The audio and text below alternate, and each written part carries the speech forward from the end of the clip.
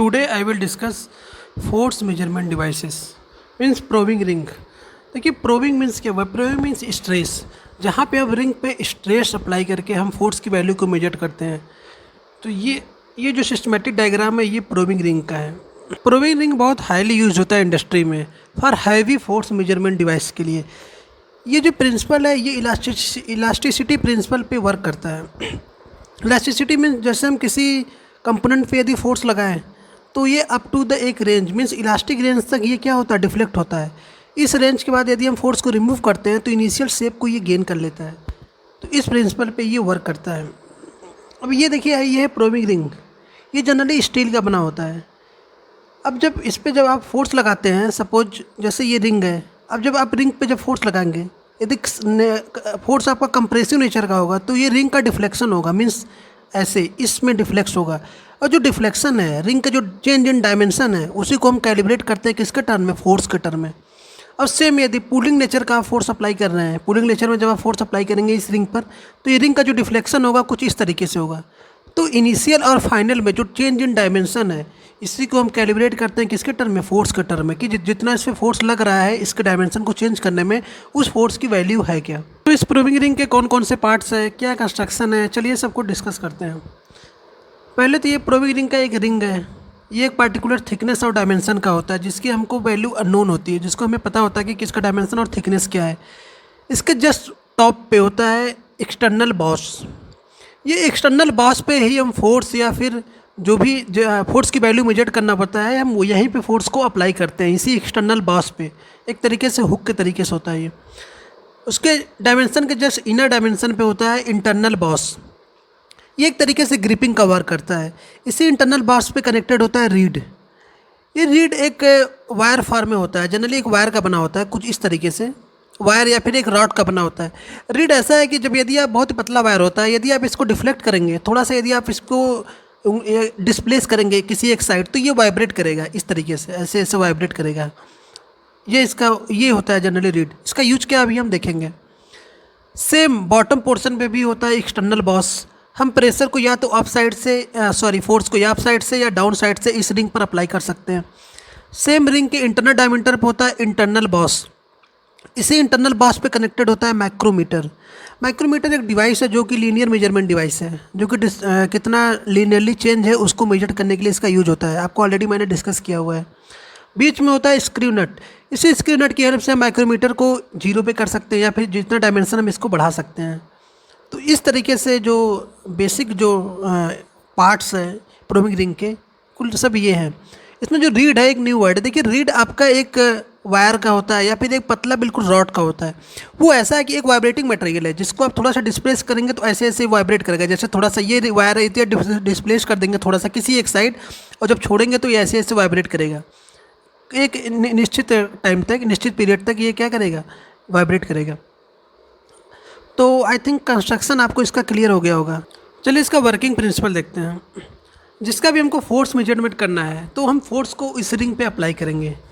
यहाँ पे सपोज आपका पहला फोर्स लेते हैं कंप्रेसिव नेचर का फोर्स। कंप्रेसिव नेचर का यदि फोर्स है, सपोज मैंने कंप्रेसिव नेचर का फोर्स यहाँ पे अप्लाई किया तो रिंग का जो डायमेंशन है वो चेंज होगा, स्लाइटली चेंज होगा। यदि कंप्रेस करेंगे इस रिंग को तो कुछ इस नेचर में ये कंप्रेस होगा, तो जो फाइनल शेप मिलेगा वो ऐसा होगा। तो इनिशियल कंडीशन पे फोर्स को अप्लाई करने से पहले ही हम रिंग की डायमेंशन कितना इसका डायमीटर है उसको मेजर कर लेंगे। और जो फोर्स अप्लाई करेंगे तो जो चेंज होगा, कितना चेंजेज हुआ, इसको यदि इसका शेप इस तरीके से चेंज हो जाएगा। क्लियर है कि नहीं। अब जब इसका शेप चेंज होगा सेम टाइम पे आप इसको जो रीड है रीड को थोड़ा सा वाइब्रेट करेंगे। यदि आप थोड़ा सा वाइब्रेट करेंगे तो ये स्टार्ट हो जाएगा वाइब्रेशन में। क्लियर है कि नहीं, ये वाइब्रेट करेगा। उसी टाइम आप माइक्रोमीटर की स्क्रू नट की हेल्प से आप इसको बढ़ाएंगे, बढ़ाते बढ़ाते एक पॉइंट ऐसा आएगा कि माइक्रोमीटर का टॉप पोर्शन और रीड का जो बॉटम जो कप पोर्शन है, ये कप पोर्शन है, जब टच करेगा।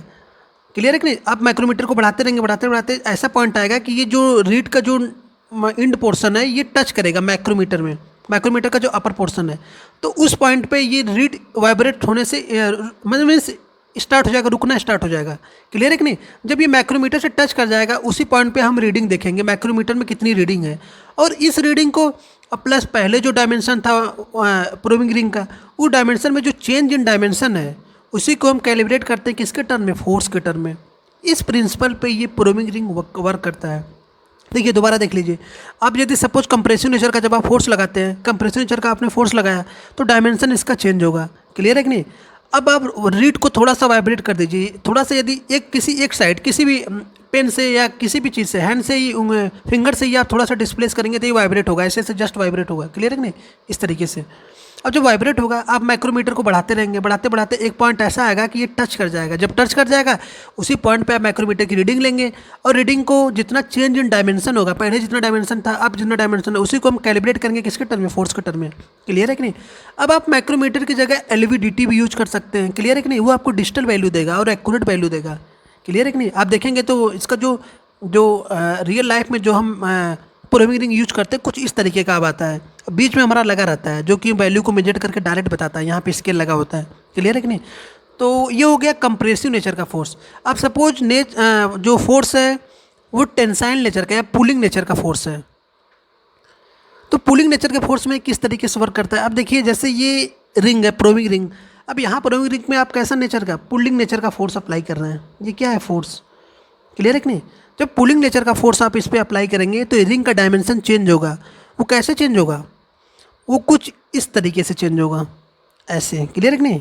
थोड़ा सा शेप ये स्ट्रेच होगा एक तरीके से, और जब ये स्ट्रेच होगा तो सेम वही काम करना है। इसके बाद आप प्रूविंग जो रीड है, रीड को आप थोड़ा सा वाइब्रेट करेंगे तो इसका वाइब्रेशन स्टार्ट हो जाएगा, और आप माइक्रोमीटर को आप 0 पे पहले सेट किए रहेंगे, अब माइक्रोमीटर को आप बढ़ाएंगे, बढ़ाते बढ़ाते एक पॉइंट ऐसा आएगा कि ये रीड से माइक्रोमीटर का जो टॉप पोर्शन है ये टच कर जाएगा। जब टच कर जाएगा तो उसकी आप क्या लेंगे, रीडिंग, जो भी नॉन रीडिंग होगी, उस रीडिंग को इनिशियल डायमेंशन की रीडिंग से आप क्या करेंगे, डिफरेंस निकालेंगे, और जो डिफरेंस इन रीडिंग में होगा, जो चेंज इन डायमेंशन होगा प्रूविंग रिंग का, उसी को हम कैलिब्रेट करेंगे किसके टर्म में, फोर्स के टर्म में।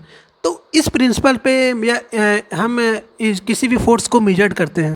प्रूविंग रिंग का इंडस्ट्री में बहुत हाईली यूज होता है क्योंकि ये हैवी फोर्स को मेजर करता है, और हैवी फोर्स इसलिए मेजर करता है क्योंकि जो प्रूविंग रिंग है ये स्टील का बना होता है, ये जो प्रूविंग रिंग है, क्योंकि स्टील आपका इलास्टिक मटेरियल है और डिफ्लेक्शन बहुत कम होता है उसमें, मीन्स एक तरीके से परफेक्ट इलास्टिक आपका स्टील है।